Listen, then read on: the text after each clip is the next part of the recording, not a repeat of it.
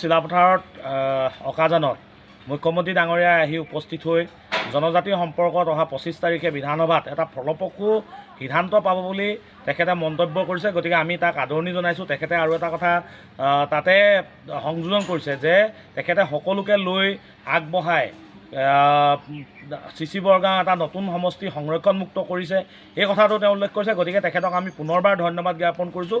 তেখেতক আমি আদৰণি জনাইছোঁ যাতে অহা 25 তাৰিখত এটা আমাৰ কাৰণে ইতিবাচক যাতে সিদ্ধান্ত আমি পাওঁ, আমি অসমীয়া জাতিটো ইয়াত আমাৰ অধিকাৰ যাতে ইয়াত সুৰক্ষিত হয়।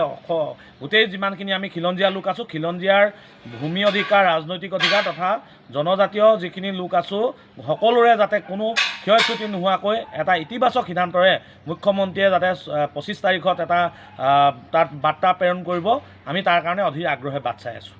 আৰু এটা কথা কৈছোঁ, জনগোষ্ঠীয় যিখিনি মানে ট্ৰাইবেল হৈ আছে ইতিমধ্যে কিছুমান কথা কৈছে। মুখ্যমন্ত্ৰীয়ে কৈছে চবেই যে মোৰ লগত আছোঁ বুলি কৈছে, মানে মুখ্যমন্ত্ৰীৰ লগত আছে। এই ক্ষেত্ৰত ৰাজনীতি কিবা হৈছে বুলি ভাবেন? এই ক্ষেত্ৰত তেখেতে কৈছে যে সকলো তেখেতৰ লগত আছে। হয়, চৰকাৰ আমি গঠন কৰিবৰ কাৰণে আমি চবেই ভোট দিছোঁ কাৰণে আজি তেখেতে শাসনত আছে, তেখেতে আজি গাদীত আছে। গতিকে তেওঁ যি ধৰণে সকলোৰে আপোন হ'ব পাৰিছে, আমি ভাবিছোঁ তেখেতে যদি জনজাতিকৰণৰ মৰ্যাদা প্ৰদান কৰে তেতিয়া নিশ্চয় আমি সকলো তেখেতৰ আপোন হ'ব পাৰিম। গতিকে এইটো ভবা নাই যে আমি তেখেতৰ কৰ্মখিনি, তেখেতে যিখিনি কৰ্ম কৰিছে তাৰ এটা মানে উচিত ফল আমি পাম বুলি অনুভৱ কৰিছোঁ। এই যদি মুখ্যমন্ত্ৰী প্ৰতিশ্ৰুতি ভংগ কৰে তেতিয়া আপোনালোকে কি কৰিব? নিশ্চয়কৈ এইটো যদি মুখ্যমন্ত্ৰী ডাঙৰীয়াই আজি নিৰ্বাচনৰ প্ৰধানমন্ত্ৰী ডাঙৰীয়াই অসমত আহি কৈছিলে যে তেখেতে 6 জনগোষ্ঠীৰ জনজাতিকৰণৰ মৰ্যাদা প্ৰদান কৰিব, মুখ্যমন্ত্ৰী ডাঙৰীয়াই প্ৰতিশ্ৰুতি দিছে।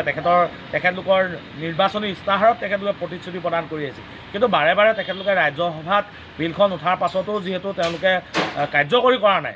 গতিকে যদি তেওঁলোকে এই বছৰ 26ৰ পূৰ্বেই তেখেতলোকে যদি কাৰ্যকৰী নকৰে তেতিয়াহ'লে আমি চৰকাৰৰ বিৰুদ্ধে ঐক্যবদ্ধভাৱে আমি খাৰা হৈ আমি ৰাজনৈতিকভাৱে তেখেতলোকক কিন্তু প্ৰত্যাহ্বান জনাবৰ কাৰণে আমি সকলো ঐক্যবদ্ধভাৱে কঁকালত টঙালি বান্ধিবলৈ আমি সকলো সাজু হৈ আছোঁ। ধন্যবাদ।